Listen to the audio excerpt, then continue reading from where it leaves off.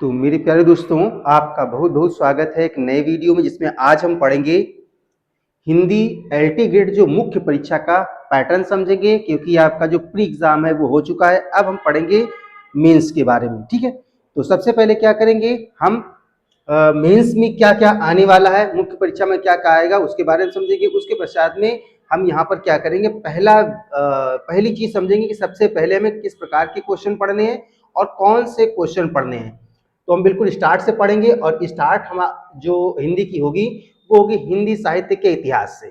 ठीक है, तो सबसे पहले हम परीक्षा पैटर्न समझ लेते हैं, आखिर किस प्रकार का परीक्षा पैटर्न है। ठीक है, तो देखिए, अगर हम परीक्षा पैटर्न की बात करेंगे तो इस पैटर्न में जो सबसे मुख्य चीज है वो देखिए हिंदी एलटी ग्रेड मुख्य परीक्षा का जो परीक्षा पैटर्न है वो ये द्वितीय चरण है, प्रथम चरण हो चुका है और उसका रिजल्ट भी आउट हो चुका है। ठीक है, ये मुख्य परीक्षा होगी और इसी के आधार पर आपका चयन होगा, है ना।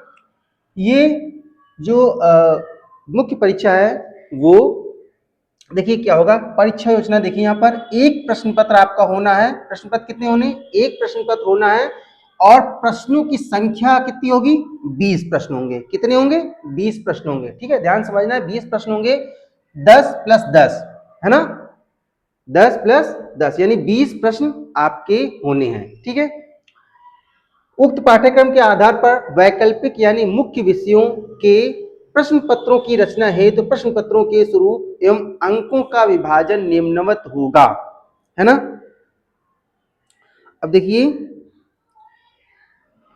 यहाँ पर मुख्य परीक्षा के प्रश्न पत्रों के सभी प्रश्न पत्र अनिवार्य होंगे। जितने भी प्रश्न दिए होंगे सारे प्रश्नों को आपको करना है। ठीक है, वे 2 खंडों में विभाजित रहेंगे। जो आपके प्रश्न पत्र होंगे यानी जो 20 प्रश्न होंगे ना, 2 खंडों में डिवाइड होंगे।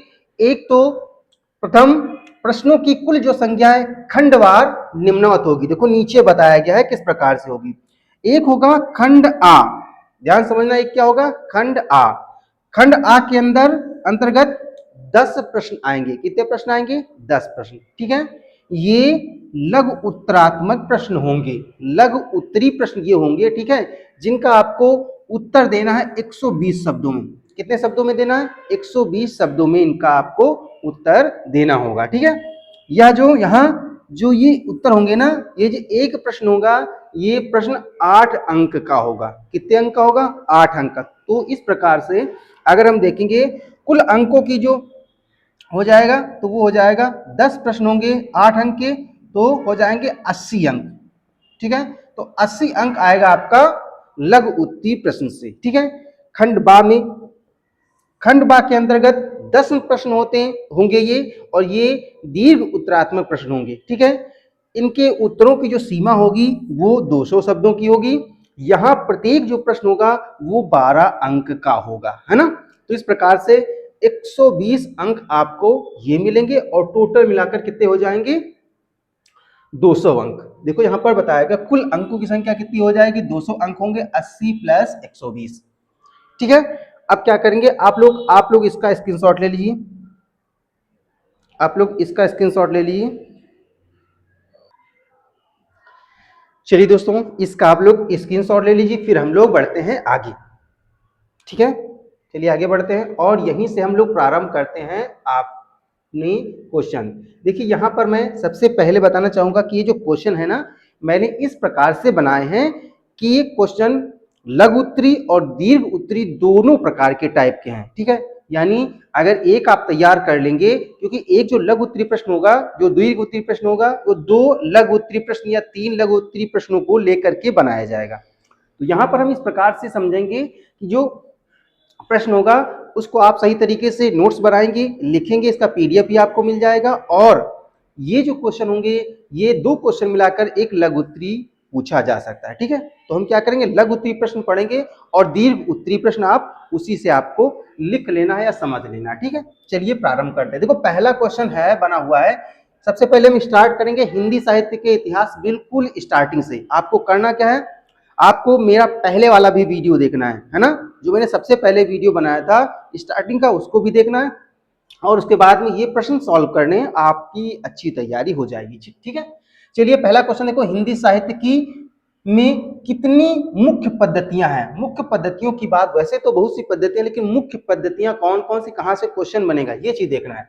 तो देखिए हिंदी साहित्य की मुख्य जो पद्धतियां, 6 पद्धतियां हैं। पहला है वर्णानुक्रम, है ना, वर्णानुक्रम। दूसरा है कालानुक्रम पद्धति। तीसरी आलोचनात्मक पद्धति, वैज्ञानिक पद्धति, समाजशास्त्री पद्धति और विधेयवादी पद्धति। ये हैं 6 पद्धतियां। फिर ऐतिहासिक पद्धति भी है, तो वो नहीं, लेकिन ये मुख्य जो आपकी हैं वो 6 पद्धतियां आती हैं। ये पद्धतियां इसलिए इंपॉर्टेंट है, बहुत इंपॉर्टेंट है, क्योंकि इनसे जो आपका लॉन्ग भी क्वेश्चन बनेगा, है ना, तो वहां पर आपको सारी चीजों के बारे में पूछ लिया जाएगा। ठीक है, कि वर्णानुक्रम या सारी पद्धतियों को बताइए। तो यहाँ पर क्या करेंगे, पहले हम सारी पद्धतियों को पढ़ लेंगे, फिर हम क्या करेंगे, अन्य क्वेश्चन देखेंगे किस प्रकार से क्वेश्चन पूछे जाएंगे। देखिए पहली है वर्णानुक्रम पद्धति। इस पद्धति में साहित्यकारों का विवरण उनके नाम के पहले अक्षर के अनुसार दिया जाता है। ठीक है, वर्णानुक्रम पद्धति क्या है, जिस प्रकार से आप डिक्शनरी खोलते हैं, शब्दकोश खोलते हैं, तो उसमें शब्द के अनुसार ही सब कुछ लिखा होता है। जो का वाले हैं, का से सबसे पहले आता है, खा वाला फिर से उसके बाद में आता है। इस प्रकार से जो वर्ण के अनुक्रम में लिखा होता है उसे कहा जाता है वर्णानुक्रम, है ना। ये पद्धति किसने दी है, हम लोग आगे पढ़ेंगे। इसमें कालक्रम और साहित्यिक विकास की अनदेखी हो जाती है, इसीलिए यह पद्धति यह आलोचनात्मक नहीं मानी जाती है। ठीक है, तो ये पहली कौन सी पद्धति हो गई, वर्णानुक्रम। ठीक है, फिर दूसरी कौन है, कालानुक्रम पद्धति। कालानुक्रम पद्धति क्या है, इस पद्धति में साहित्य को समय क्रम के अनुसार प्रस्तुत किया जाता है। समय और क्रम के अनुसार प्रस्तुत किया जाता है। यह साहित्य के विकास और विभिन्न युगों की स्पष्ट समझ प्रदान करती है। कौन सी, कालानुक्रम पद्धति, है ना। काल के अनुक्रम पद्धतियां बनाई जाती हैं, यानी काल भी दिया होता है यहाँ पर, समय और क्रम के अनुसार बनाया जाता है। ठीक है, तीसरी कौन सी पद्धति आई, आलोचनात्मक पद्धति आई। ठीक है, ये क्या है, इस पद्धति में साहित्यिक कृतियों का मूल्यांकन और समीक्षा की जाती है। मूल्यांकन करना और उसके बाद में समीक्षा करना। ठीक है, यह साहित्य की गुणवत्ता, प्रवृत्तियों और विशेषताओं को स्पष्ट करती है। कौन सी, आलोचनात्मक पद्धति। ठीक है, इस पद्धति में तथ्य, प्रमाण और तर्क के आधार पर साहित्य का अध्ययन किया जाता है। यह जो पद्धति है वह वस्तुनिष्ठ और व्यवस्थित मानी जाती है। कौन सी पद्धति, आलोचनात्मक पद्धति। ये कौन सी पद्धति है, क्या है, अभी विस्तृत रूप में हम आगे पढ़ेंगे इसको। ठीक है, फिर पांचवी जो पद्धति है वो समाजशास्त्री पद्धति आती है। ठीक है, इस पद्धति में साहित्य को समाज और सामाजिक परिस्थितियों के संदर्भ में देखा जाता है। यह साहित्य और समाज के आपसी संबंधों को स्पष्ट करती है। कौन सी पद्धति, समाजशास्त्री पद्धति। लास्ट में कौन सी पद्धति है, इसको किसने इसका प्रतिपादन किया, किसने इस चीज को बताया, हम लोग आगे पढ़ेंगे, विधेयवादी पद्धति लास्ट में। ठीक है, इस पद्धति में साहित्य को किसी निश्चित सिद्धांत या मत के आधार पर समझा जाता है। इसमें साहित्य के विकास को विचारधारात्मक दृष्टि से प्रस्तुत किया जाता है ना। आचार्य रामचंद्र शुक्ल को जनक माना जाता है विधेयवादी पद्धति का। किसने किसने ये सारी पद्धतियां दी, हम लोग आगे पढ़ें। तो पहला जो लघु उत्तरीय प्रश्न है वो इस प्रकार से होगा और लगभग आपको 125 शब्दों में इसका आंसर देना है। ठीक है, तो आप क्या करेंगे, इसका स्क्रीनशॉट ले लीजिए, पीडीएफ आपको टेलीग्राम चैनल पर मिलेगी। ठीक है, आगे बढ़े, चलिए आगे बढ़ते हैं। अब हम पढ़ेंगे क्वेश्चन नंबर 2। क्वेश्चन नंबर 2 में देखो क्या पूछा गया, पूछा गया है वर्णानुक्रम। अभी हम क्या पढ़े थे, वर्णानुक्रम पढ़े थे। तो वर्णानुक्रम जो पद्धति क्या है और इसके दोष भी बताइए, दोष क्या क्या है। ठीक है, हिंदी साहित्य में वर्णानुक्रम जो पद्धति में साहित्यकारों का विवरण उनके नाम के, है ना, नाम के पहले अक्षर के अनुसार क्रमबद्ध करने की एक विधि है ना। समझ में आ रहा है, यानी जैसे आचार्य रामचंद्र शुक्ल को पहले ले लिया गया, उसके बाद में आ से जितने लोग आए उनको पहले ले लिया, अगे को पहले ले लिया गया, इनको पहले ले लिया गया। ठीक है, उसके बाद में काल को नहीं देखा गया, बल्कि वर्ण के अनुसार ही दूसरे पर किसी को शामिल कर लिया गया। जैसे छोटा पहले से अज्ञे हो गए, है ना, आचार्य रामचंद्र शुक्ल हो गए, और उसके बाद में बा वाले या फिर आ के बाद में जो भी का से रिलेटेड है, खा से रिलेटेड, ऐसे वर्णानुक्रम में जो है इसको रखा गया इस पद्धति को, ठीक है। इस पद्धति को वर्णमाला पद्धति भी कहा जाता है ना। तो वर्णमाला पद्धति भी से कहा जाता है। इसका उपयोग प्रारंभिक काल में गारसा दत्तासी, सबसे पहले हिंदी साहित्य के जनक माने जाते हैं, गारसा दत्तासी ने किया था। और उसके बाद में आए थे शिव सिंह सेंगर जैसे लेखकों ने किया था। इसमें कवियों को उनके नाम के वर्ण, है ना, नाम का जो वर्ण होता है के अनुसार एक साथ रखा जाता है, जैसे कि शब्दकोश में लिखा होता है, भले ही वे अलग अलग कालखंडों के हों। जिसमें यह पद्धति आलोचनात्मक विश्लेषण के लिए अनुपयोगी मानी जाती है ना। तो आधार क्या है इसका, देखिए आधार, नंबर 2 पर आधार। देखिए ये मैंने इतना आपको सटीक तरीका बताया लिखने का, अगर इसी क्रम में आप लिखेंगे जैसे लिखा हुआ है तो आपको अच्छे नंबर मिलेंगे, ठीक है। क्योंकि आपने अलग अलग चीजों को बताया है, हेडिंग डालकर बताएंगे, और अगर इसको कलरफुल तरीके से आप प्रस्तुत करेंगे तो ये बहुत ही बेस्ट रहेगा। और आपको अगर राइटिंग आपकी अच्छी है तो आपको अच्छे नंबर मिलेंगे, ठीक है। लेखकों और कवियों के नाम के पहले अक्षर पर आधारित क्रम इसका आधार है। उदाहरण देख लो, अगर क अक्षर से शुरू होने वाले सभी कवि, जैसे कि कबीर आ गए, केशव आ गए, इनको एक साथ रखे जाएंगे, इनको एक साथ रखेंगे, भले ही वो अलग अलग युगों में, चाहे भक्ति काल या फिर रीति काल के हों, इससे मतलब नहीं है, लेकिन क्या करेंगे, नाम के अनुसार इनको रखेंगे, ठीक है। चीजें समझ में आ रही हैं। अब उपयोग देख लीजिए, ठीक है। देखो उदाहरण समझ में आ गया, उपयोग देख लीजिए। प्रारंभिक साहित्य इतिहास के लेखन में इसका उपयोग किया गया है। सबसे पहले प्रारंभिक अवस्था में इसका उपयोग किया गया है। प्रमुख लेखक कौन है, तो गारसा दत्तासी मैंने बताया, और शिव सिंह सेंगर इसके प्रमुख लेखक हैं।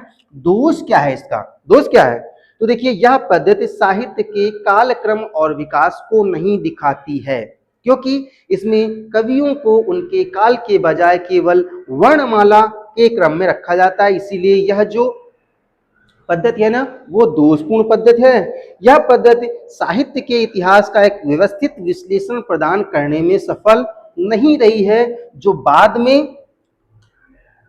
में कालानुक्रम या विधेयवादी जब पद्धतियां आई तो इसको नकार दिया गया, ठीक है। तो ये चीजें समझ में आ गई होंगी, इसका भी आप लोग स्क्रीनशॉट ले लीजिए। फिर हम लोग आगे बढ़ते हैं। तो ये कौन सी पद्धति हम लोगों ने पढ़ ली, काला वर्णानुक्रम पद्धति, ठीक है। फिर क्वेश्चन आपका बनता है कि हिंदी साहित्य की कालानुक्रम पद्धति क्या है और इसका प्रतिपादन किसने किया था। कालानुक्रम पद्धति क्या है, इसका प्रतिपादन किसने किया था। देखिए कालानुक्रम पद्धति का अर्थ क्या है, सबसे पहले समझ लेते हैं कि अर्थ क्या है। जब आप अर्थ समझेंगे तो उसके बाद में आप अपने मन से लिख सकते हैं। देखिए कालानुक्रम पद्धति में हिंदी साहित्य का इतिहास रचना काल समय के आधार पर लिखा जाता है, ठीक है। किसके आधार पर, समय के आधार पर। वहां क्या था, वर्ण के अनुसार, यहाँ क्या है, समय के आधार पर। इनमें लेखकों और उनकी रचनाओं को उनके समय के अनुसार क्रमबद्ध किया जाता है, ठीक है।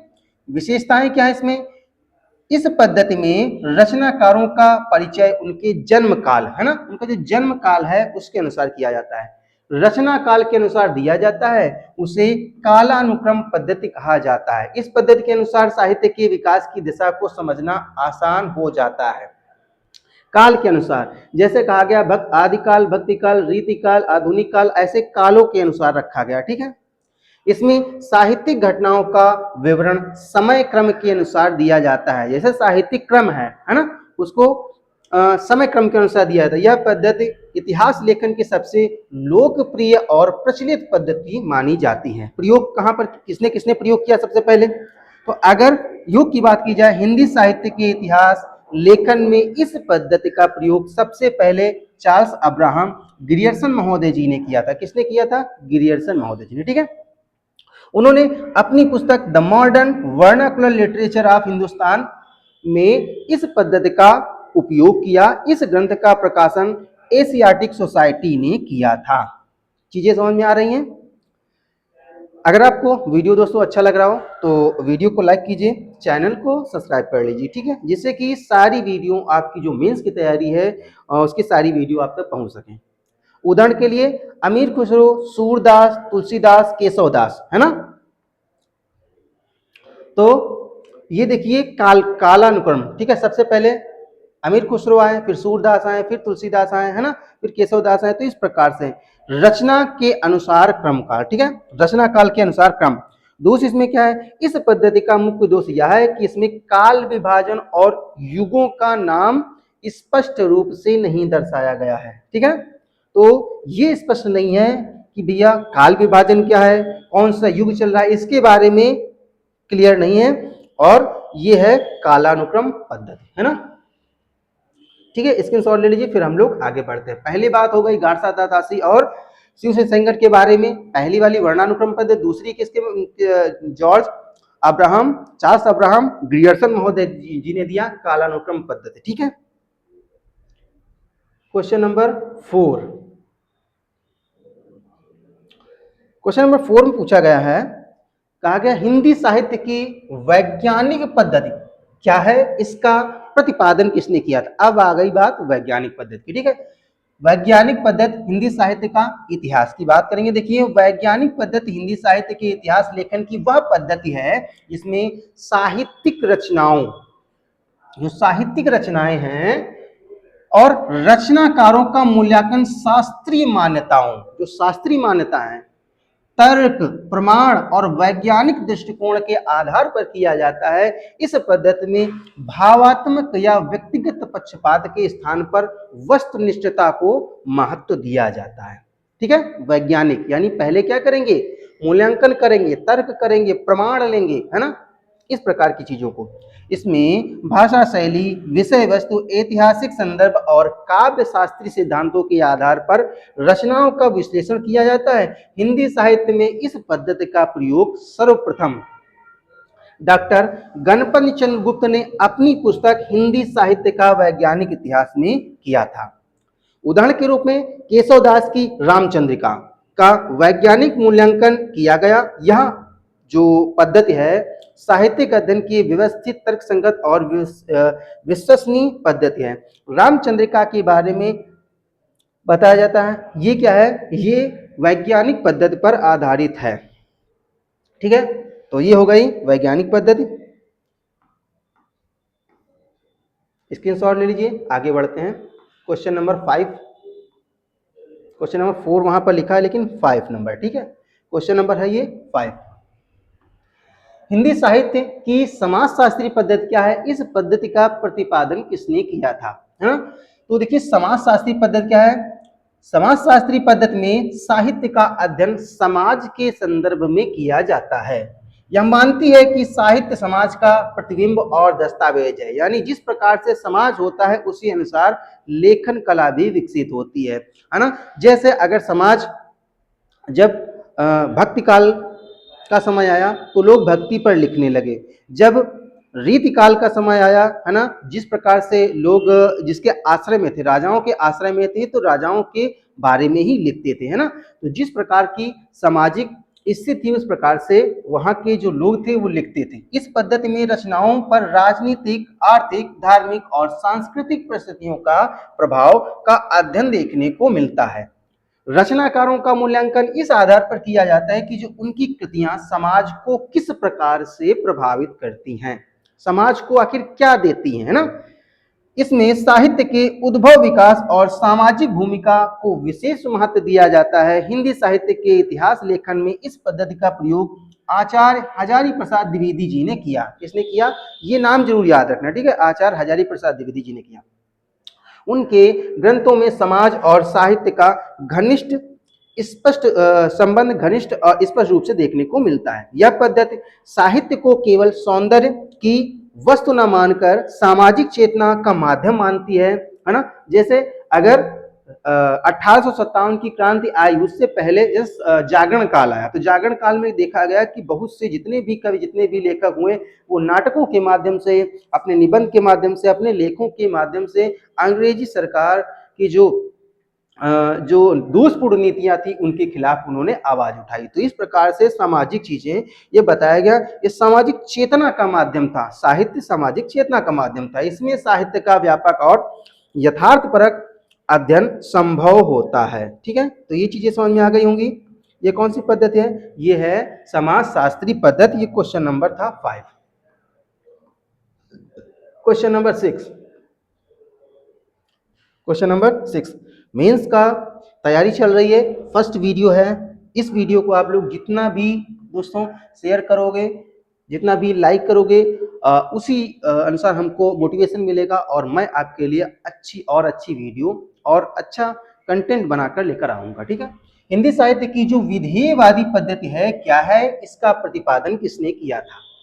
देखिए, विधेयवादी जो पद्धति है वो आचार्य रामचंद्र शुक्ल जी ने इसका प्रतिपादन किया था। ठीक है, और इसका नाम दिया उन्होंने विधेयवादी पद्धति। क्यों नाम दिया? देखिए, विधेयवादी पद्धति इतिहास लेखन की नवीनतम और सर्वश्रेष्ठ पद्धति मानी जाती है। अगर क्वेश्चन आ जाएगा कि भैया ये बताइए नवीनतम और सर्वश्रेष्ठ पद्धति कौन सी है, तो आपका आंसर होगा विधेयवादी पद्धति। ठीक है, इस पद्धति में रचनाकार का मूल्यांकन कई ठोस आधारों पर किया जाता है।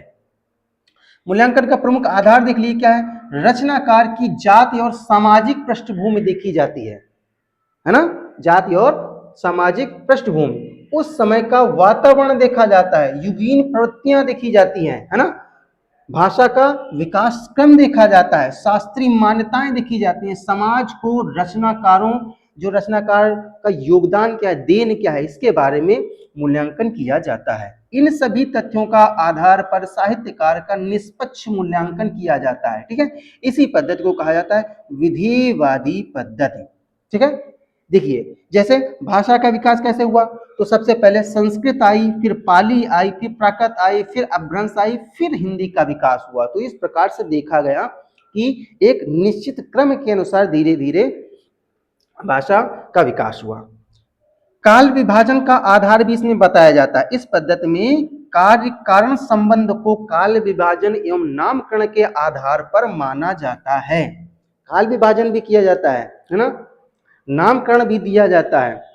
ऐतिहासिक उदाहरण से कार्य कारण संबंध देखिए क्या है, जैसे सबसे पहले हमें क्या पढ़ना है, मोहम्मद गौरी को पढ़ना है, उसके पश्चात रिलेट करने के बाद में हमको मोहम्मद गौरी का जो गुलाम था वो कुतुबुद्दीन ऐबक था, उसके बारे में पढ़ना, फिर इल्तुतमिश के बारे में पढ़ना, फिर रजिया सुल्तान, यानी एक क्रमवार कालानुक्रम के अनुसार हम लोग पढ़ते हैं। ठीक है, जैसे बाबर, हुमायूं, अकबर, जहांगीर, तो ये चीजें हमें समझ में आती जाती हैं, है ना, सारी चीजें। Lord Clive Dalhousie, Lord Ripon Mountbatten, है ना, रानी लक्ष्मीबाई, महात्मा गांधी, पंडित जवाहरलाल नेहरू और भगत सिंह, सब चीजों के बारे में हम लोग इस प्रकार से इस पद्धति में पढ़ते हैं। यह पद्धति साहित्य और इतिहास की दोनों की वैज्ञानिक व व्यवस्थित रूप प्रस्तुत करती है। हिंदी साहित्य के इतिहास को समग्र और तार्किक आधार प्रदान करने वाली ये पद्धति। ठीक है, समझ में आया? तो ये कौन सी पद्धति है? ये पद्धति है विधेयवादी पद्धति। क्वेश्चन नंबर 8 देखेंगे। ठीक है, क्वेश्चन नंबर 8, इसमें क्या है देखो, इसमें कहा गया है, ये दोस्तों 4 यहां पर गलत होगा, 8 है। हिंदी साहित्य की विधेयवादी पद्धति किससे ली गई है, मतलब कहां से ये पद्धति आई, है ना, जो सर्वश्रेष्ठ है, सर्वथा उचित है, सारी चीजों को समझाने वाली ये पद्धति आखिर कहां से आई, ये जो क्वेश्चन आ सकता है। तो देखिए, विधेयवादी जो पद्धति है वो दिया तो है आचार्य रामचंद्र शुक्ल ने। ठीक है, आचार्य रामचंद्र शुक्ल ने वीर गाथा काल का आधार उस समय के युद्धों के दौरान घटित वीर गाथात्मक घटनाओं को माना है। ठीक है, तो ये क्या है, ये बता दिया गया विधेयवादी पद्धति की ये वीर गाथात्मक का घटनाएं इसलिए हुई क्योंकि उस समय क्या था, युद्धों का युद्ध चल रहा था, है ना। ठीक है, विश्व में इस पद्धति का प्रयोग सबसे पहले एक व्यक्ति आए, फ्रांस के एक थे तेन महोदय, फ्रांस के तेन महोदय थे, इन्होंने सबसे पहले इस पद्धति का प्रयोग किया। तो ये भी क्वेश्चन बन सकता है कि सबसे पहले किसने प्रयोग किया, तेन महोदय जी ने, और आचार्य रामचंद्र शुक्ल ने इसे भारत में अपनाया। इसी कारण से इन्हें आधुनिक इतिहास का जनक कहा जाता है। ये क्वेश्चन आ सकता है कि आचार्य रामचंद्र शुक्ल को आखिर आधुनिक इतिहास का जनक क्यों कहा जाता है, तो उनकी विधेयवादी पद्धति के अनुसार। कहां से ली गई, तो ये फ्रांस के भैया तेल महोदय थी, उनसे इन्होंने सीखी थी और भारत में वो इसका प्रयोग किए थे। हिंदी में इस पद्धति का प्रयोग सबसे पहले रामचंद्र शुक्ल ने अपने ग्रंथ हिंदी साहित्य के इतिहास, हिंदी साहित्य का इतिहास में किया था, और ये जो लिखा गया था वो 1929 ईस्वी में ये प्रकाशित हुआ था। ठीक है, हिंदी साहित्य के इतिहास की पद्धतियां एवं उनके प्रवर्तक, है ना। चलिए शॉर्ट में पढ़ लेते हैं प्रवर्तक। ठीक है, वर्णानुक्रम पद्धति गार्सा दत्तासी ने दी और शिव सिंह सेंगर ने दी। ठीक है, कालानुक्रम पद्धति जॉर्ज अब्राहम गिरियर्सन महोदय जी ने दी और आलोचनात्मक पद्धति राम कुमार वर्मा जी ने दी। वैज्ञानिक पद्धति डॉक्टर गणपत चंद्र गुप्त ने दी। समाजशास्त्री पद्धति आचार्य हजारी प्रसाद द्विवेदी जी ने दी और विधिवादी पद्धति किसने दी? रामचंद्र शुक्ल ने दी। ठीक है, तो ये देखिए 8 क्वेश्चन यहाँ पर मैंने आपके कंप्लीट करवाए हैं। अगर आपको वीडियो अच्छा लगा हो तो दोस्तों वीडियो को लाइक कीजिए और चैनल को सब्सक्राइब कर लीजिए और अधिक से अधिक शेयर कर दीजिए। काफी लोग वेट कर रहे होंगे कि भाई कोई पुस्तक आए, कोई बुक आए, है ना? तो आप वेट करना बंद कीजिए, मेरा चैनल सब्सक्राइब कीजिए और लोगों तक शेयर कीजिए। हम आपकी तैयारी करवाएंगे मेंस की। ठीक है, तो मिलते हैं नेक्स्ट वीडियो में और नेक्स्ट वीडियो में हम गार्सा दत्तासी से रिलेटेड जितने भी क्वेश्चन बनने वाले हैं उन क्वेश्चनों को हम लोग पढ़ेंगे। ऐसे ही सिस्टमेटिक ढंग से हम लोग पढ़ेंगे। इससे पहले, है ना, यानी आप क्या करेंगे, जो इससे पहले वाला मेरा मैराथन वीडियो है, आदिकाल का मैराथन वीडियो, भक्ति काल का मैराथन वीडियो, है ना, रीति काल का मैराथन वीडियो, ये सारे वीडियो आप देखिए, है ना, यहीं से क्वेश्चन आपके बनेंगे। ठीक है, तो आपको ये वीडियो कैसा लगा, है ना, और कमेंट के माध्यम से अवश्य बताएं। मिलते हैं अगले वीडियो में। Thanks for watching.